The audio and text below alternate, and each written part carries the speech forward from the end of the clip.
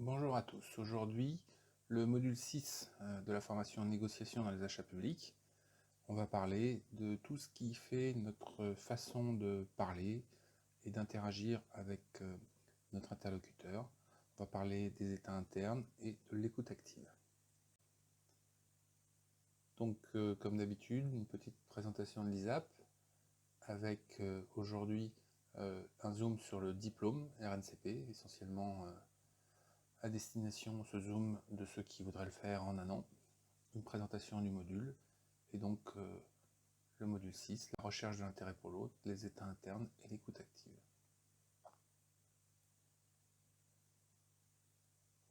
Donc l'ISAP, c'est aussi, et avant tout d'ailleurs, mais bon, aussi, un diplôme RNCP qui est accessible aux étudiants. Pour rentrer, c'est sur dossier, il faut avoir un niveau Master 1 minimum. Alors, ça peut être aussi accessible aux gens qui sont en reconversion. Alors là, c'est la même chose, c'est sur dossier. On va apprécier l'expérience sans forcément de questions de diplôme au préalable. Voilà, donc le rythme, c'est un rythme alterné, d'une semaine, en gros toutes les 3-4 semaines. Le planning est en ligne, donc c'est tout à fait compatible avec des contrats de professionnalisation, avec des stages, avec un contrat d'apprentissage ou avec un travail rémunéré pour ceux qui le souhaitent. Alors attention, le travail rémunéré, si ce n'est pas dans le domaine des achats, il faudra quand même prévoir un stage pour pouvoir valider le diplôme. Bon, et on n'hésitera pas à vous le dire, mais il faudra quand même faire attention à la charge de travail engendrée.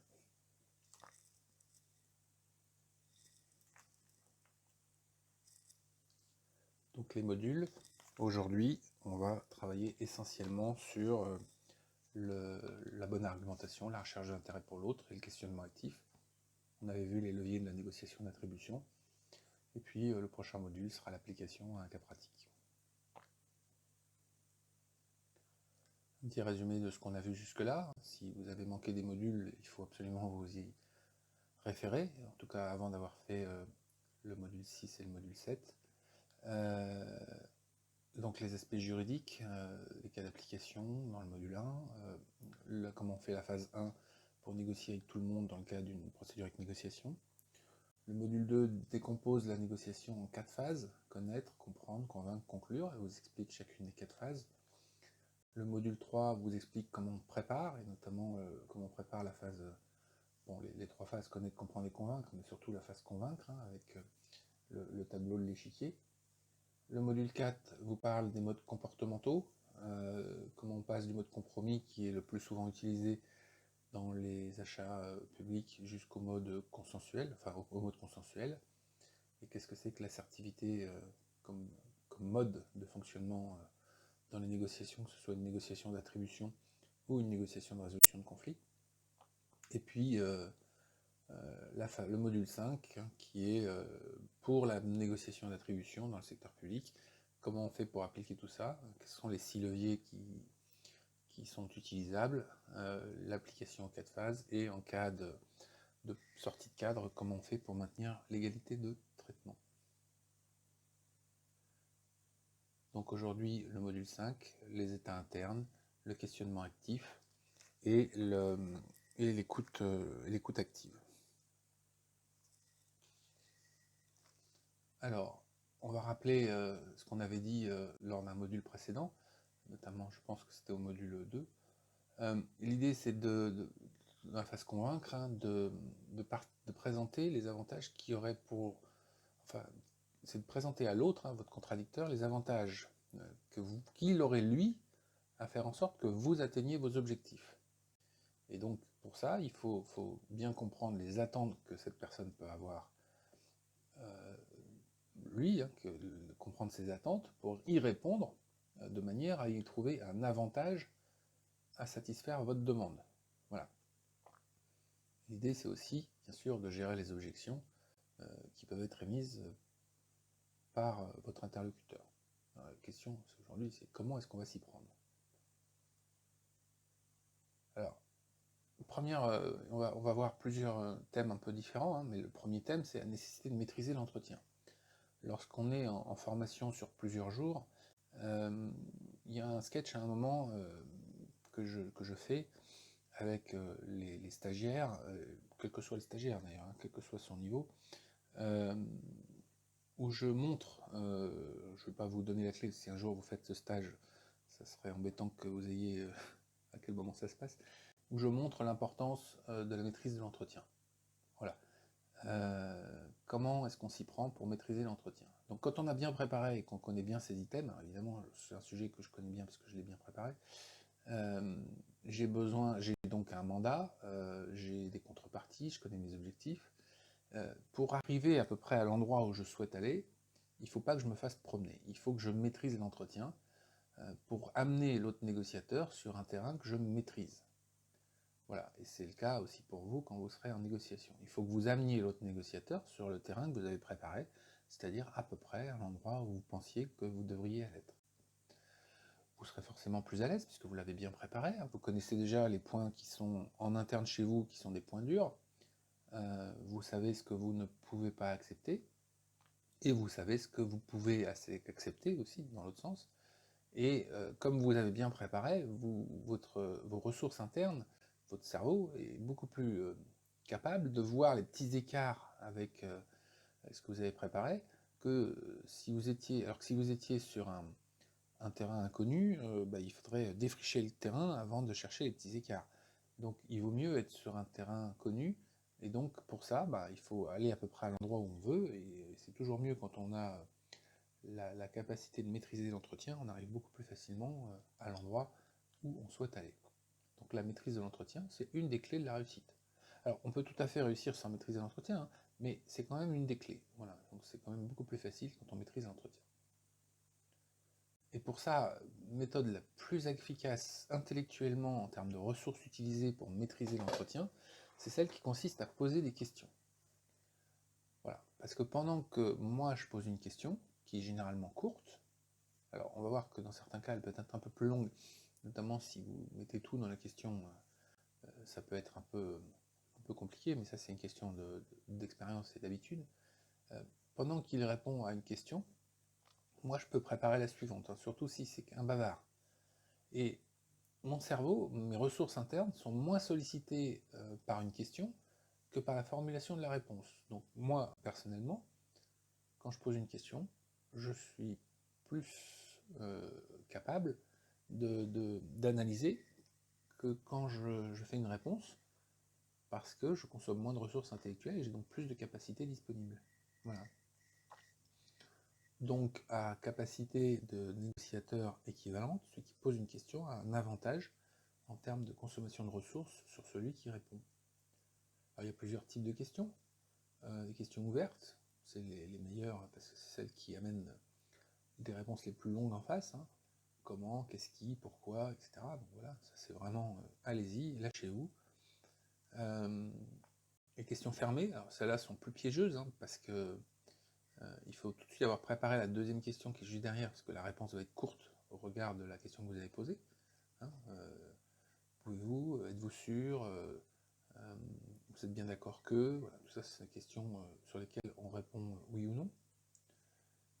Les questions de contrôle reformulation, alors celles-là sont très utiles notamment dans les sous-phases conclure, hein, pour bien vérifier que item par item on s'est bien mis d'accord, et là on est vraiment dans la logique, donc c'est moi qui fais la synthèse sous forme de questions pour dire si, pour demander si j'ai bien compris, si on est bien d'accord, pour reformuler et pour obtenir l'accord de l'autre, hein, c'est ce qu'on avait vu dans la phase conclure, obtenir l'accord de l'autre.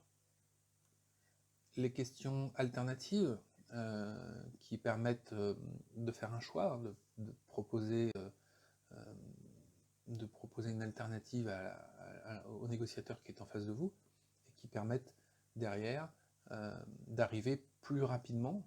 Quand on laisse le choix entre deux choses, c'est qu'il n'y aura pas de troisième, hein, ou alors ça nécessite des ressources en face qui sont complexes, et qui du coup mettent un petit peu le négociateur en face dans un coin du ring pour qu'il puisse être capable d'y répondre.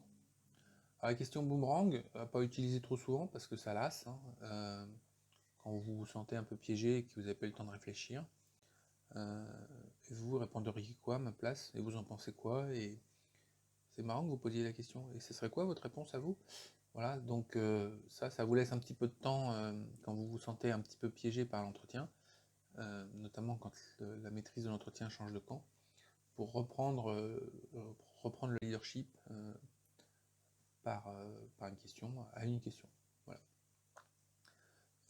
Même chose que la question de Mourang, mais ça nécessite qu'il y ait en face une personne de plus de l'autre côté, hein, qui renvoie la question sur un autre interlocuteur lorsqu'ils sont plusieurs, par exemple, et votre collègue, il en pense quoi, lui? Voilà, donc ça fait un peu miroir, mais miroir enfin oblique. Voilà. On vous pose une question et vous posez la question au collègue de celui qui vous l'a posée. Voilà. Et puis la question argument. Alors la question argument, c'est celle qu'on va voir un petit peu plus longuement dans la journée, qui combine un petit peu tout, qui combine l'argument, qui combine la question, qui combine l'objectif et l'argument. Voilà, donc on va disséquer celle qui est en dessous là. Est-ce qu'il ne serait pas intéressant pour vous donc, de baisser le prix, ça c'est mon objectif, pour avoir plus de points? Ça c'est votre intérêt. Donc j'ai bien une question, on analyse, hein, qui serait une question où j'ai un objectif, un argument, sous forme de question, et dans la réponse est a priori positive. Hein, donc on va la retenir celle-là parce qu'elle va nous servir un petit peu de fil rouge toute la journée. Donc c'est la première fois qu'on, enfin dans ce module, pardon. C'est la première fois qu'on la voit, et donc elle sera, on va voilà être amené à la disséquer à plusieurs moments. Alors évidemment, l'idée c'est de ne pas se laisser enfermer dans la position du questionné. Comme je vous l'ai dit avec la question boomerang, si vraiment à un moment vous êtes planté et que vous êtes au fond de cours et qu'il est au filet, vous pouvez tenter un lob en répondant à une question par une autre question. C'est d'ailleurs un jeu qu'on fait quelques minutes en formation, hein, c'est de voir combien de temps les gens sont capables de jouer. C'est un peu comme le ni oui ni non, hein, sauf que c'est le premier qui arrête de poser une question tout en répondant à la question qui a perdu. Donc voilà, c'est assez sympathique, ça donne des petits moments de fou rire en formation et c'est toujours amusant à faire. Vous pouvez vous entraîner d'ailleurs avec vos proches hein, à jouer à ça. Ça vous aidera en négociation. Ensuite, faire attention, hein, de rester toujours concentré sur le pouvoir d'écoute active, tout en encourageant l'interlocuteur à s'exprimer, à répondre à vos questions et à donner le maximum d'informations sur lui-même et sur ses objectifs de négociation par des questions. Voilà. Et puis, pendant la phase d'écoute, hein, pendant la phase de questions, on se garde de critiquer. Parce que le but du jeu, c'est de faire attention, de garder la confiance quand même. Hein. Donc il faut faire attention que les questions restent positives et qu'on ne soit pas en train de générer de la méfiance. On va le revoir un peu plus tard. Hein, de la méfiance en face de soi. Voilà. Donc c'est l'écoute active. Et d'ailleurs, il faut s'entraîner. Hein. Donc, je vous ai mis un petit dicton, enfin un petit proverbe de Madame de Sévigné. Hein, donc retenez-le, hein. Si vous avez deux oreilles, c'est parce que vous devez écouter 2 fois plus que vous ne devez parler. Alors, je ne sais pas trop si c'est Madame Sévigné ou Platon, mais bon, il faudrait qu'un jour je cherche. Donc retenez que c'est pas celui qui parle le plus qui maîtrise l'entretien. En nombre de mots, il peut arriver que j'en dise 5 fois moins que la personne d'en face, et que ce soit moi qui maîtrise l'entretien. Voilà. Hein, c'est celui qui écoute, qui pose des questions, qui fait le moindre mot. Un jour, on avait fait ça en formation. On avait fait un sketch où je maîtrisais l'entretien, et les gens avaient été persuadés que j'avais été hyper bavard. Et le stagiaire en face aussi. Et puis, je les ai pris au mot, et puis on a déclenché l'outil de reconnaissance vocale, là, et on a compté les mots dits par chacun. Et on s'est rendu compte qu'en fait, ils avaient eu l'impression que je parlais beaucoup plus, alors qu'en gros, j'avais prononcé 35% des mots et que mon voisin d'en face avait prononcé 65% des mots. Et pourtant, l'impression que tout le monde avait eue, c'est que l'impression que que j'avais maîtrisé l'entretien et que j'avais parlé tout le temps. Alors certes, j'avais maîtrisé l'entretien, mais j'avais parlé 2 fois moins. Voilà. Et donc, retenez aussi que on peut convaincre, fasse convaincre que celui qu'on connaît, ça on l'a déjà vu. Et pour le convaincre, il faut donc le connaître. Pour le connaître, il faut le faire parler de lui, il faut créer de la confiance. Bon, la confiance, n'oubliez pas aussi quand même si je vous dis de poser beaucoup de questions, qu'il faut aussi un peu y répondre de temps en temps, parce qu'il faut créer de la confiance dans les 2 sens. Et puis, toujours la reformulation sous forme de questions, qui permet de revérifier, bon, ça c'est des petits points qu'on vient de voir, et qui sont utiles. Voilà, reformulation qui permet de vérifier qu'on a bien compris, on l'a déjà vu tout à l'heure. Alors un piège, et on va revoir la phrase de tout à l'heure sur le prix. Voilà. Donc n'avancer qu'un seul argument à la fois. Ça c'est un piège qu'on voit souvent de gens qui ont préparé correctement leur négociation et puis qui grillent tous leurs arguments en les utilisant tous d'un coup pour un seul objectif. Non, c'est objectif par objectif, c'est argument par argument, et j'attends l'objection de chaque argument avant de donner le suivant. Et surtout, autre chose, je ne donne pas la contrepartie dès le départ, parce que si ça tombe, j'aurais pas besoin de la contrepartie. Je peux tout à fait avoir un argument qui fasse mouche dès le départ et ne pas avoir besoin de la contrepartie. Donc on teste l'objectif, on teste le premier argument, on attend. Si ça passe pas, on teste le deuxième argument, on attend. Si ça passe pas, on teste le troisième argument, on attend. Et si aucun des 3 arguments qu'on a préparés ne passe pas, on teste la contrepartie, son objectif et son argument. Voilà. Et donc à chaque fois, on essaye de penser avantage pour lui. Parce que un argument qui amène un avantage pour l'interlocuteur est 3 fois plus utile, il porte 3 fois plus qu'un argument qui ne concerne que celui qui l'émet. Ça, on l'avait vu dans la préparation de la phase convaincre. On le redit ici, la recherche, c'est la recherche de l'intérêt pour l'autre. Je n'ai pas le budget, c'est beaucoup moins fort que est-ce que vous pensez que en baissant le prix, on pourrait éviter de suspendre on pourrait faire en sorte que ce soit vous qui ayez l'affaire, ou est-ce qu'en baissant le prix, on pourrait éviter d'ajourner notre demande parce qu'on n'a pas... et donc faire en sorte que vous ayez du chiffre d'affaires. Voilà. Donc là, on est beaucoup plus tourné vers l'autre, et si possible sous forme de questions. Voilà. Et l'idée, évidemment, c'est bien sûr que chaque argument soit crédible. C'est pas le moment d'aller inventer des arguments fallacieux parce que c'est contre-productif. Et l'idée, c'est de rester positif. Alors ça, on va en parler beaucoup un petit peu plus loin. Donc l'idée, et c'est ça qu'on avait vu tout à l'heure, c'est de faire en sorte de poser des questions dont la réponse est plutôt positive. On va essayer d'en parler grâce aux états internes, de cette notion de positive. Donc là, c'est un peu le lien entre l'écoute active et les états internes. Alors, j'ai mis quelques exemples ici, des exemples à réponse positive. Donc, c'est des questions qui sont avec des réponses positives. Voilà, il nous faut la pièce dans 3 semaines, c'est notre objectif. Première forme de question, dont la réponse est positive. Auriez-vous un intérêt à nous fournir la pièce dans 3 semaines? Voilà. C'est plus compliqué de répondre non que oui. Voilà, surtout si on trouve l'intérêt en question. Il faut régler ce problème. Voilà, ça, c'est l'objectif.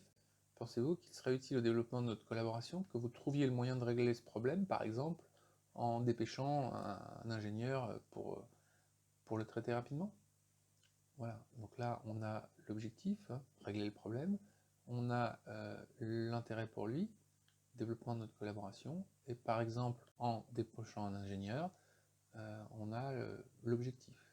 Voilà, enfin l'objectif, la méthode. Voilà. Objectif, dépêcher un ingénieur. Argument, et régler le problème, et argument, développer la collaboration. Il faut baisser votre prix. Donc ça c'est facile, en négociation d'attribution.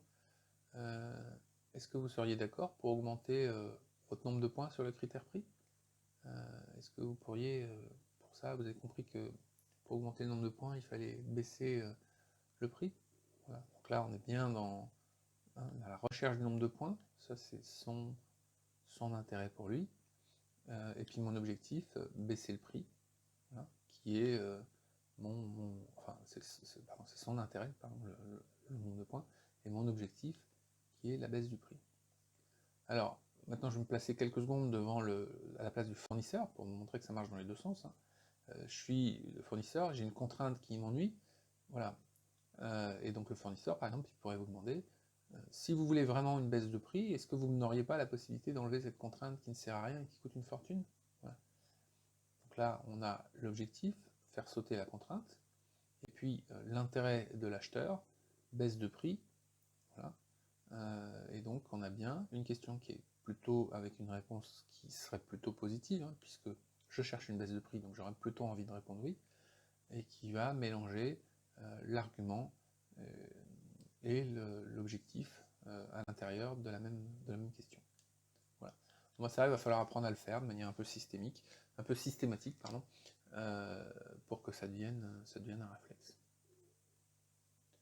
Donc, tout en faisant attention, hein, parce que je vous rappelle que 93% de la communication passe par le non-verbal. Hein. Le sens de ce que vous dites compte pour 7%. Donc rien que quand vous parlez sur le verbal, vous avez aussi l'intonation de la voix. On peut jouer, hein, on fait parfois des jeux en formation pour vous montrer que la même phrase dite avec des intonations de voix différentes n'a pas du tout le même sens. Hein. Sans faire la tirade du nez de Cyrano, on voit tout de suite que l'intonation de la voix diffère totalement, fait différer totalement le sens qu'on perçoit d'une phrase totalement banale. Et puis la physionomie et la gestuelle, hein, ce qu'on appelle le non-verbal pur, ce qu'on voit quand on coupe le son à la télé, compte pour 55%. Donc c'est pour ça qu'on ne négocie pas par fax ou par mail, parce que par fax ou par mail, on n'a que 7%, et en plus, la personne qui les reçoit, qui reçoit l'info en face, elle perçoit une intonation, une physionomie à travers les 7% qui peut être totalement fausse. Donc on peut faire de graves contresens en matière de conviction quand on négocie par écrit. Si j'écris ça ici, hein, c'est pour dire attention à la partie non verbale, pour maintenir le fait de poser des questions.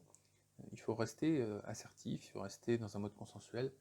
Donc attention sur l'aspect physique. Voilà, donc le non-verbal, expression orale, attitude physique. Attention aussi à votre non-verbal pour rester en mode consensuel, ce qu'on avait vu dans le module 3. Alors, on a fait la moitié du module d'aujourd'hui. On va juste parler d'un sujet qui est extrêmement important, qui sont les états internes et les processus internes. Parce qu'il faut bien comprendre ce qui se passe dans nos cerveaux pour qu'on soit capable de jouer pleinement notre rôle de négociateur. Et pourquoi est-ce que pourquoi est-ce que je vous parle de réponses positives et d'états internes positifs depuis tout à l'heure? Alors, on va déjà dire que nous, on est régi, on a en fait dans notre tête des processus internes. Les processus internes, c'est des modes de raisonnement. Ces modes de raisonnement, on va y revenir, c'est ceux sur lesquels la négociation va s'appuyer sur ces modes de raisonnement. Et puis, on a également, de manière stable, ça peut changer dans le temps, mais en général, c'est assez stable sur, par exemple, quelques heures, on a ce qu'on appelle dans notre état d'esprit, dans notre corpus intellectuel, on a des états internes qui correspondent en fait à des états émotionnels. Voilà. Donc on va essayer de comprendre que entre l'un et l'autre, il y a un lien. Alors on va déjà essayer de définir un peu mieux ce que c'est que les états internes et les processus internes. Les états internes sont liés aux états émotionnels que vous avez expérimentés. Les processus internes sont vos modes de raisonnement. Un état interne, c'est un état dans lequel on est, et ce qu'on ressent, et ça interagit sur votre façon de traiter l'information. Les états internes un peu primaires, si vous avez faim, soif, chaud, froid, forcément vous serez dans des dispositions de processus internes beaucoup plus très, très différents. la grande distribution, c'était un classique, je pense plus qu'ils s'amusent à faire ça, mais bon, j'en sais rien en fait, parce que je me travaille peu avec la grande distribution.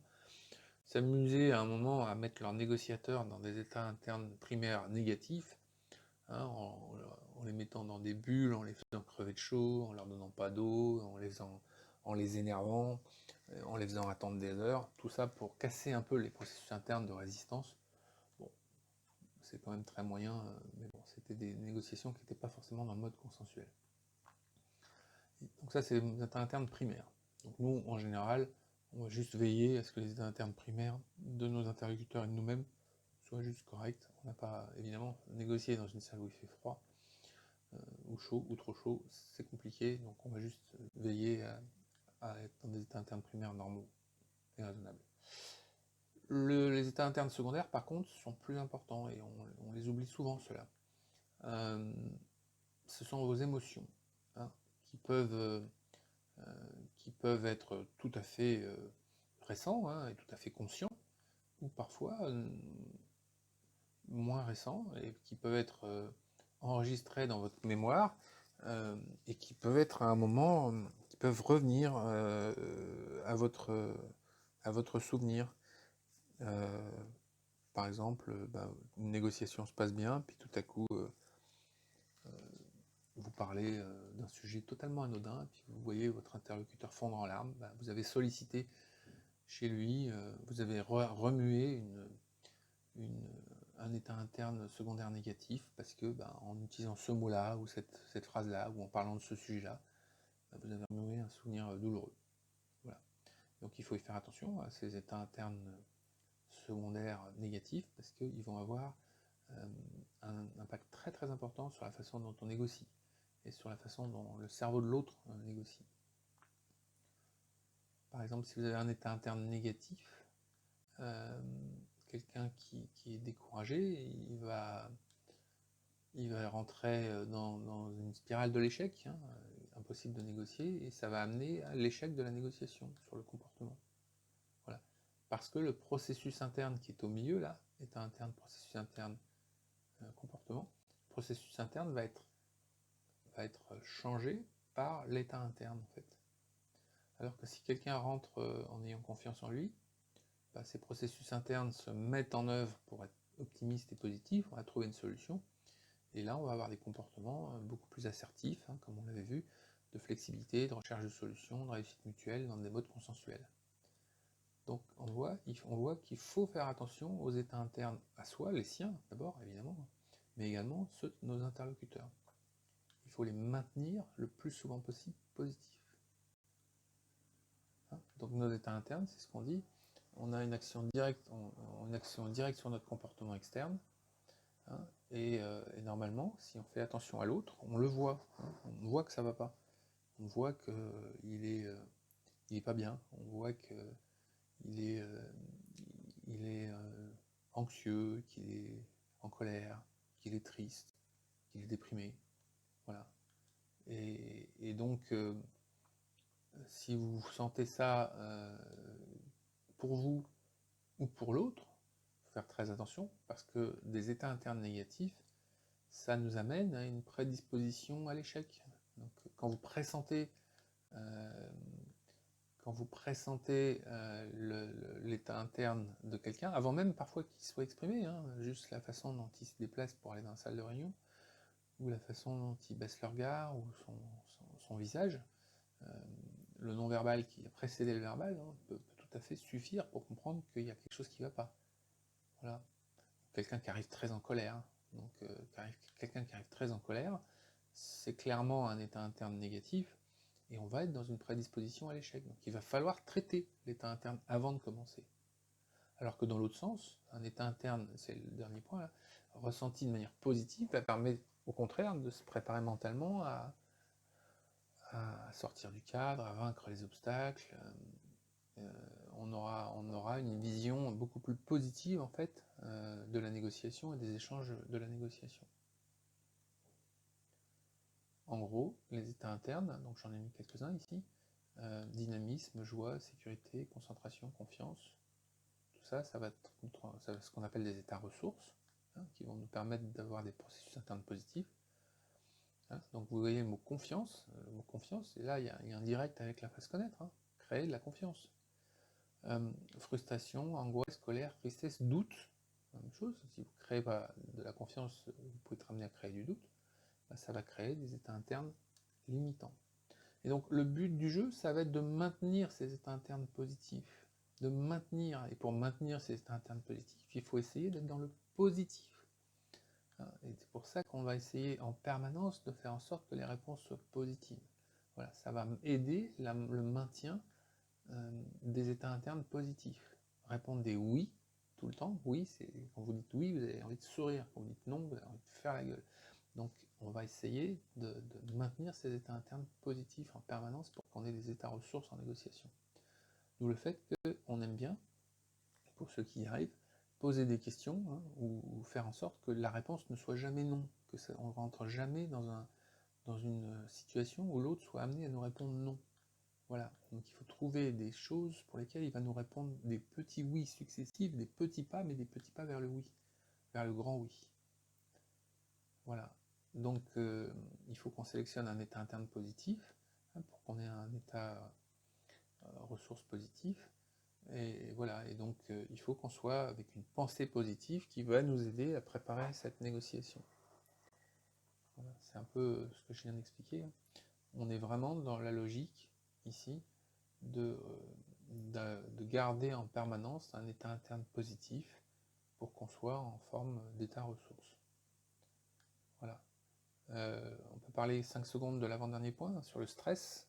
Alors, le stress n'est pas forcément un état interne négatif. Hein. Le stress peut tout à fait, lorsqu'il n'est pas continu, être une petite montée de pression qui va vous permettre, au contraire, de vous rechallenger et de remobiliser des ressources. Hein. Le stress peut tout à fait augmenter vos capacités intellectuelles. On voit ça souvent lorsque, par exemple, on est en voiture et qu'on a un petit coup de chaud. Hein, tout de suite, les ressources se mobilisent pour éviter l'accident. Bon, il faut juste que ça dure pas, hein, parce que conduire stressé pendant des heures, ça peut être très très dangereux. Mais un petit coup de stress, quand on arrive dans une situation un peu dangereuse, pour faire très attention, c'est tout à fait positif. Voilà. Donc la pensée positive va nous aider à bien nous préparer dans la négociation pour rester positive en permanence. Donc en résumé, l'idée, hein, c'est de maintenir des états internes positifs et donc de démarrer positivement, de poser des questions dont la réponse est plutôt positive. Voilà, c'était le sens de la question qu'on avait vue tout à l'heure. Ce qui ne serait pas dans votre intérêt d'augmenter votre nombre de points en baissant le prix. Là, on est vraiment dans l'état interne positif dans toute sa splendeur. Et qui permettent de faire valoir le couple objectif-argument. C'est ce que je viens de faire avec la question que je viens de poser. Ce qui ne serait pas dans votre intérêt de baisser le prix, c'est mon objectif. Pour avoir le plus de points pour vous, c'est l'argument qui porte, hein, qui a un intérêt pour vous. Et je suis bien dans une question dont la réponse est plutôt positive et qui permet de faire valoir le couple objectif-argument. Et puis, je prépare la question d'après pour maintenir la pression sur la maîtrise d'entretien. Notamment, par exemple, s'il est d'accord, donc si j'ai bien compris, dans la proposition finale, donc on est bien d'accord, hein, que dans la proposition finale, vous allez nous faire une remise conséquente pour augmenter votre nombre de points. C'est bien ça, oui.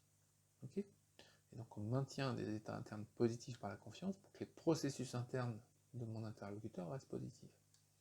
Et on fait attention dans le même temps que le non-verbal soit également positif. Voilà.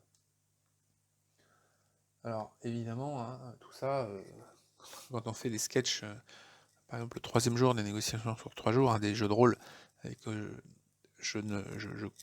entre guillemets, je demande aux stagiaires de préparer des questions dont les réponses soient positives. Et je leur dis, voilà, celui qui va gagner la battle, comme on dit chez les jeunes aujourd'hui, c'est celui qui va avoir le plus posé de questions dont la réponse est positive, et je vais compter les points.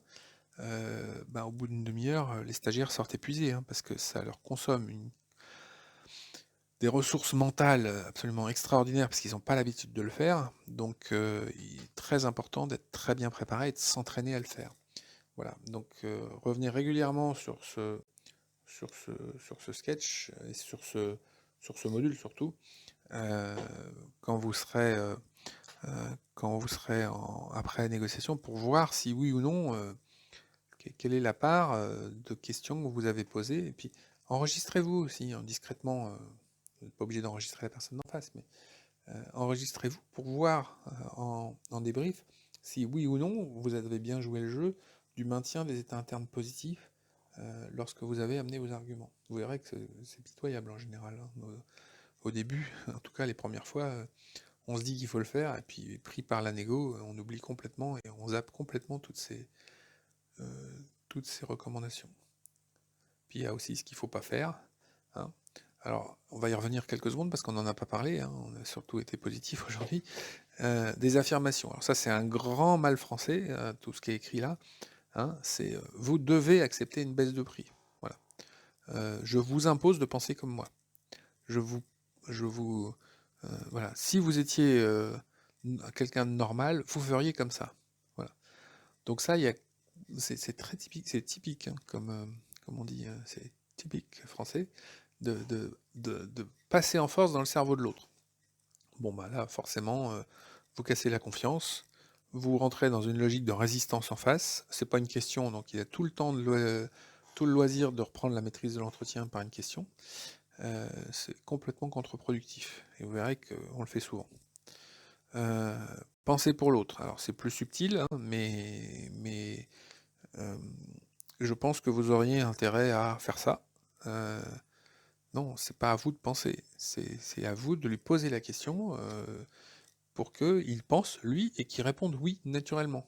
Voilà, donc pensez à poser une question dont la réponse serait oui, et vous verrez que vous allez vous faciliter les choses, parce que si vous commencez à penser pour moi, moi je me braque. Voilà, donc ne pensez pas pour moi, mais posez-moi une question dont la réponse va être oui. Alors le non-verbal agressif, hein, attention, ça, bon, évidemment, hein, quand vous avez agressif ou passif d'ailleurs, hein, j'aurais pu écrire. Quand vous avez des gens qui en face de vous, vous sentez que ça va pas et qui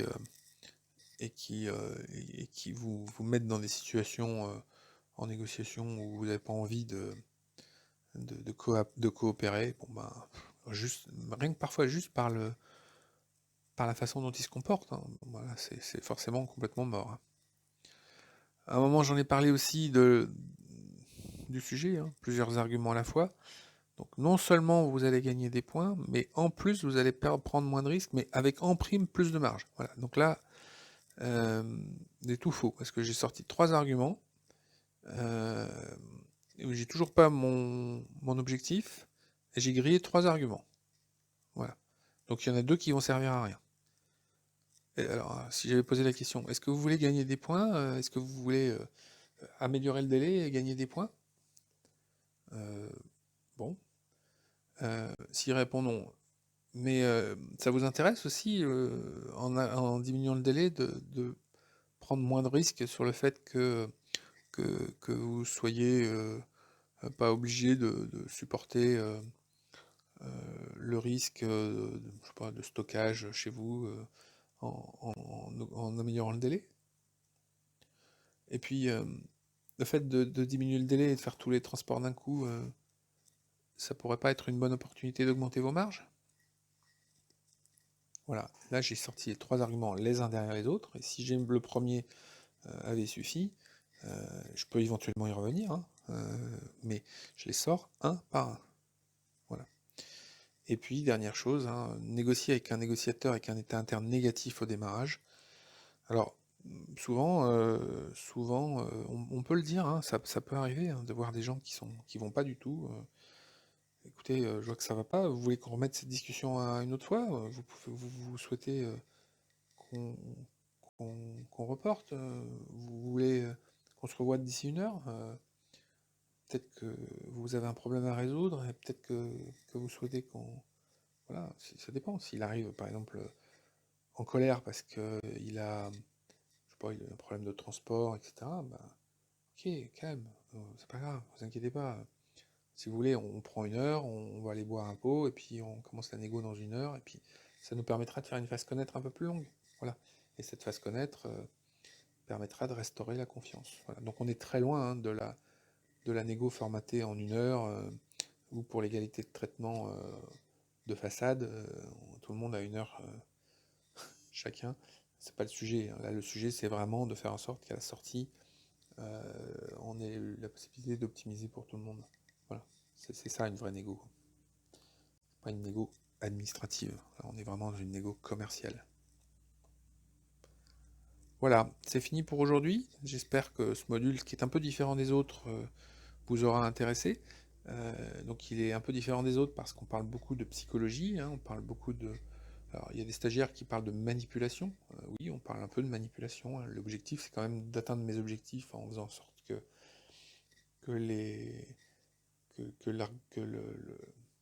l'interlocuteur en face soit amené à répondre à nos objectifs, hein, et donc qu'on lui sorte des arguments qui sont des intérêts pour lui. Donc c'est une forme de manipulation, mais c'est de la manipulation positive, dans un contexte d'état interne positif. Voilà. Et donc c'est un peu différent, hein, de tout ce qu'on a vu, qui était plutôt pragmatique jusque-là. Et c'est pour ça qu'il a pris cette forme un peu différente. Donc là, c'était le module 6. Le prochain module sera le module 7. Alors, on l'avait déjà dit à la fin du module 5, hein. Le cas pratique, le module 7 sera la correction d'un cas pratique. Donc si vous souhaitez, on vous invite vraiment à ne pas faire ce module 7 sans avoir préparé, vous, de votre côté, le sujet. Voilà, donc si vous souhaitez le recevoir, vous pouvez nous envoyer un petit mail, on essaiera d'y répondre. Préparez-le et faites le module 7 en ligne après avoir préparé. Ça va être 10 fois plus efficace. Voilà. Ceci dit, vous pouvez aussi faire le module 7 direct, hein, bien sûr, mais ça a quand même beaucoup d'intérêt d'essayer de le préparer vous-même pour voir un peu la correction. Parce que aller sur un corrigé direct sans avoir travaillé un petit peu, c'est quand même beaucoup moins intéressant. Voilà. Et donc en ligne, le module 7, vous trouverez la correction de ce cas pratique avec les phases comprendre et convaincre, quelques questions sur la phase connaître, mais très peu. On va passer pratiquement une demi-heure sur la phase comprendre et convaincre. Voilà. Et bien écoutez, à très vite pour la préparation et puis pour le module 7 en ligne.